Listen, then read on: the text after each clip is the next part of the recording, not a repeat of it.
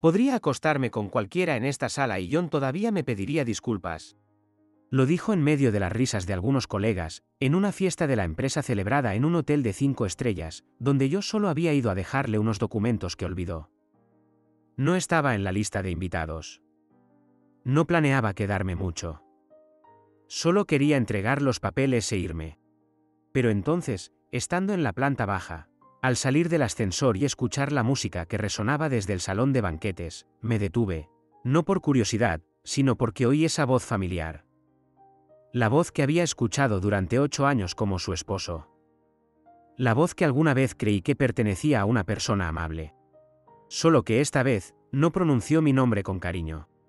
Me hundió hasta el fondo con una burla cruel, una declaración hecha en una sala llena de gente, sin ocultarlo, sin piedad. Me quedé allí. No entré. Tampoco me fui de inmediato. Escuché las risas estallar, el tintineo de las copas. Nadie objetó. Nadie le dijo que no hablara así. Porque sabían que yo no estaba allí. Y ella, no necesitaba que estuviera. En ese momento, no estaba enojado como podrías esperar. Mi rostro no se enrojeció de rabia. Mi corazón no latió con fuerza como en las películas. Solo sentí, vacío. Como si alguien hubiera succionado todo el aire de la habitación en la que vivía, dejándome jadeando en un lugar que ya no me resultaba familiar. Salí del hotel en silencio. Sin dejar un mensaje. Sin decirle que la había escuchado. Conduje a casa en la oscuridad, con las luces de la calle difuminándose detrás del parabrisas empañado. Sonaba una pieza de piano suave en la radio, pero no podía oírla. Solo esa frase, repitiéndose en mi cabeza como una campana implacable. Y John todavía me pediría disculpas. Probablemente ese fue el momento en que todo en mí, y cambió. Me di cuenta de que no necesitaba gritar para exigir respeto. No necesitaba aferrarme a alguien que asumía que siempre sería débil. Solo necesitaba hacer una cosa, terminar todo en silencio. Y comencé a hacer exactamente eso. No con odio, sino con un plan, preciso en cada paso. Solía pensar que el matrimonio era lo más estable en mi vida. Te casas con alguien, vives juntos, compartes facturas, planeas un futuro, y listo, estás, con la elección correcta. Ese era yo. Un hombre tranquilo, trabajando en finanzas durante 15 años, sin fumar, sin beber, sin pasatiempos que molestaran a nadie. No era el tipo romántico de película, pero siempre pagaba las facturas a tiempo. Lavaba los platos después de la cena y cumplía mis promesas. Pensé que eso era suficiente. Y tal vez, para alguien que realmente valorara la familia, como creía que ella lo hacía, suficiente era suficiente. Pero estaba equivocado. Viví demasiado tiempo en la ilusión de un matrimonio sólido. Confundí estabilidad con realidad.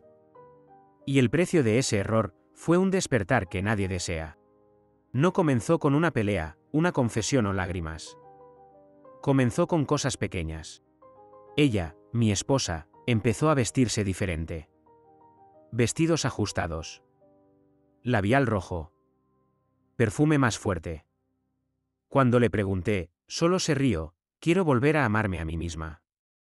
Lo respeté. De verdad. Incluso le compré un perfume diferente, más suave, más sutil, pero quedó arrumbado. Luego vinieron los viajes de trabajo inusuales. Los fines de semana. En nuestro aniversario. En los días exactos en que pedí permiso en el trabajo para estar juntos. Las razones sonaban convincentes: reunión de última hora, proyecto urgente, cliente exigente. No insistí. Pensé, mi esposa es adulta, debo confiar en ella. Pero luego comencé a notar transacciones extrañas. Revisaba nuestra cuenta conjunta cada mes, hábito profesional. Una vez, vi un cargo de $850 en una tienda de lencería de lujo en el centro. Le escribí, ¿qué compraste tan caro? Respondió, ¿ahora revisas hasta las cosas pequeñas? Me callé. Pero un rasguño se formó en mi corazón. Otra vez, el estado de la tarjeta de crédito mostraba una cena de casi $300 en un restaurante elegante, la misma noche que dijo que se quedó hasta tarde trabajando. Recuerdo haber comido fideos instantáneos esa noche, sin ganas de cocinar para uno solo. No paró ahí. Empezaron las bromas. Les decía a sus amigos: si John elige un lugar para salir, seguro es una librería o el supermercado. Mi esposo es un financiero de pura cepa, emociones planas como una gráfica.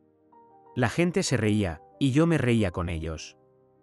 Pero sentía que me estaban empujando lentamente fuera de la vida que ayudé a construir, como si fuera solo un personaje secundario en su película de Despertar.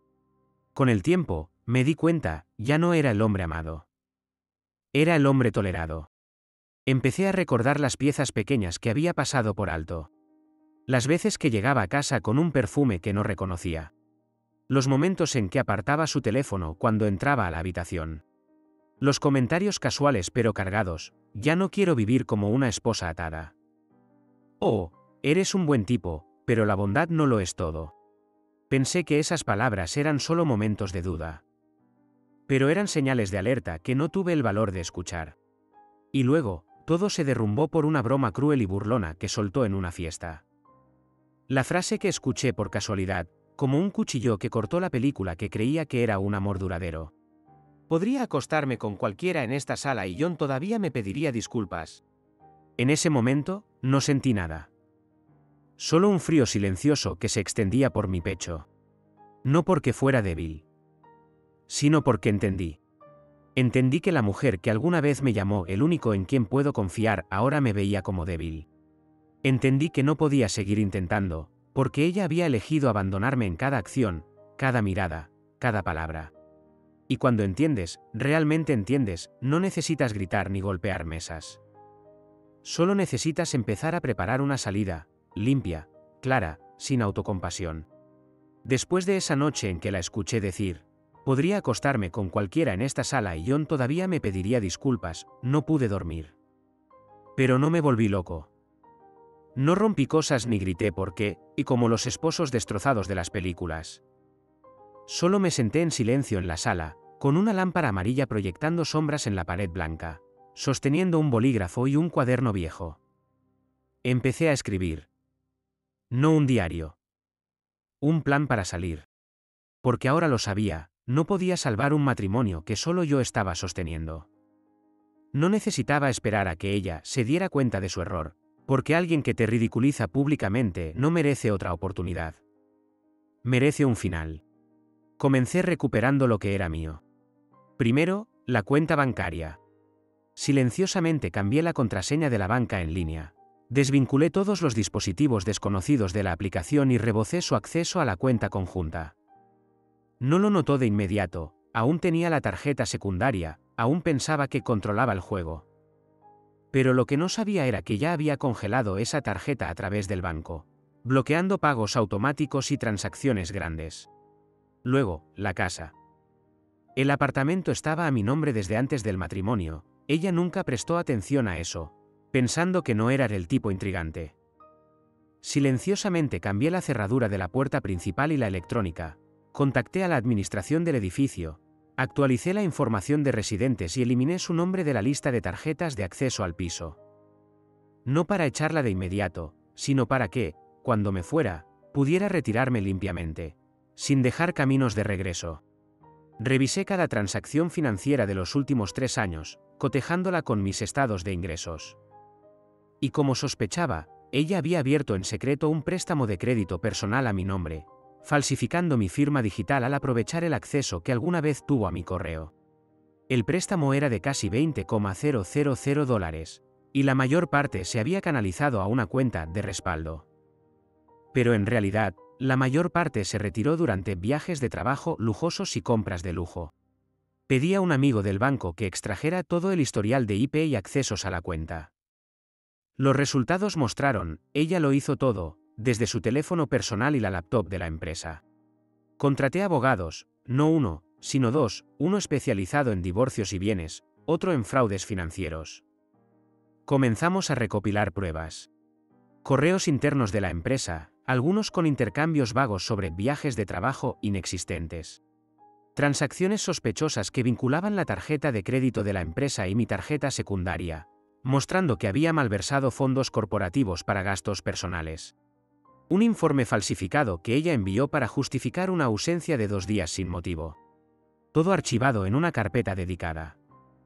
También contraté a un experto en T-Legal para examinar su computadora personal, encontrando un plan de independencia financiera post-divorcio, con notas claras sobre la división de bienes, como aprovechar mi salario para estabilizarse después de irse, e incluso una línea. John no se resistirá. Solo se queda callado y asiente. Ahí supe, no necesitaba dudar más. Escribí la petición de divorcio. La envié por correo certificado. Simultáneamente, envié una notificación formal a su empresa, adjuntando un informe completo sobre su malversación de bienes, falsificación de documentos y fraude en el contrato laboral. No esperé a que llegara a casa. No pregunté, ¿tienes algo que decir? Solo hice cada paso correctamente, en silencio, sin dejar rutas de escape. Porque sabía, solo se atreven a verte como débil cuando no les has mostrado que puedes irte. Y me fui, no con un golpe, sino con una jugada silenciosa. Nunca había entrado a una sala de audiencias con una mentalidad tan tranquila. No porque estuviera feliz, y mucho menos porque quisiera ver caer a la mujer con la que alguna vez viví. Sino porque sabía que ese día, la justicia hablaría por mí, en un lenguaje frío pero justo. La mañana de la audiencia, ella apareció con un abogado joven, vestida impecablemente como si se preparara para una negociación en lugar de una audiencia. Caminó recta, sin mirarme, sin sonreír. Pero podía ver, detrás del maquillaje meticuloso y la sonrisa cortés, había alguien que se daba cuenta de que estaba perdiendo el control. Presenté la solicitud de divorcio, obviamente. Pero también entregué un expediente de casi 80 páginas. Contenía todos los datos sobre su fraude financiero, falsificación de identidad, préstamo de crédito no autorizado y apropiación indebida de bienes. También envié una copia certificada de este expediente al Departamento de Auditoría Interna de su empresa, junto con una denuncia anónima, desde una dirección de correo nueva que mi abogado y yo creamos. No necesitaba hacer escándalo. No necesitaba señalar con el dedo. Solo necesitaba la verdad, y la tenía completa. Cuando mi abogado comenzó a presentar, vi su rostro palidecer minuto a minuto. Esas transacciones que pensé que eran pequeñas antes, ahora analizadas claramente, con fechas, ubicaciones, firmas, IPs de acceso, cámaras de hotel. Incluso había fotos de recibos de compras a mi nombre que nunca había tocado. Y cuando las pruebas mostraron que había enviado correos internos falsos para encubrir un viaje de trabajo, la llamada reunión urgente, mientras usaba la tarjeta de la empresa para reservar una habitación en un resort de 5 estrellas, la sala quedó en completo silencio. Nadie dijo nada. Nadie necesitaba decir nada más. La audiencia se pausó por 30 minutos. Al reanudarse, el abogado de su empresa estaba en la fila trasera. Susurraban, su rostro blanco como papel. Ese día, salí del tribunal sin mirar atrás. Pero sabía que no terminaba ahí. Una semana después, recibí noticias de su empresa. Su contrato laboral fue terminado de inmediato. La empresa exigió una compensación total por los daños por mal uso de la tarjeta corporativa, más de $30,000. Enfrentó una sentencia penal suspendida, por fraude financiero personal combinado con malversación de fondos de la empresa. Pero lo que dejó más claro su colapso, fue una carta que me envió. Sin un "lo siento". Solo líneas de reproche. No tenías que llegar tan lejos. Los problemas de dinero podrían haberse resuelto, pero elegiste destruirme. La leí, sonreí levemente. Todavía no entendía. No la destruí. Ella eligió ese camino, yo solo dejé de sostenerla. Y después de que se emitió el veredicto, tuvo que dejar el apartamento, el que estaba a mi nombre desde el inicio del matrimonio. Le di 30 días para quedarse, suficiente para empacar, suficiente para irse en silencio. Pero se fue antes. Todo lo que dejó fue una nota garabateada. Tenías razón, no debí subestimarte. Doblé la nota, la guardé en un cajón, como una reliquia. No para odiar. Solo para recordar lo que había atravesado. Si quieres, continuaré con la parte 5, donde volví a ser yo mismo, en una nueva vida, sin ser burlado, sin ser llamado débil, sino un hombre lo suficientemente tranquilo para esperar el momento adecuado, y lo suficientemente fuerte para irse sin mirar atrás. Solía pensar que no podría sobrevivir esa caída. Honestamente, después de que todo terminó, después del tribunal, después del aviso de la empresa, después del correo lleno de culpas a medias enviado a mi bandeja de entrada, me senté solo en el apartamento vacío, en completo silencio. Sin tintineo de copas, sin risas familiares, sin el tecleo de su escritorio como antes. Solo un hombre y un pedazo de vida que se había desmoronado. Pero entonces, algo que no esperaba, la libertad, cuando llega en el momento justo, sabe más dulce que la venganza. Decidí dejar la ciudad.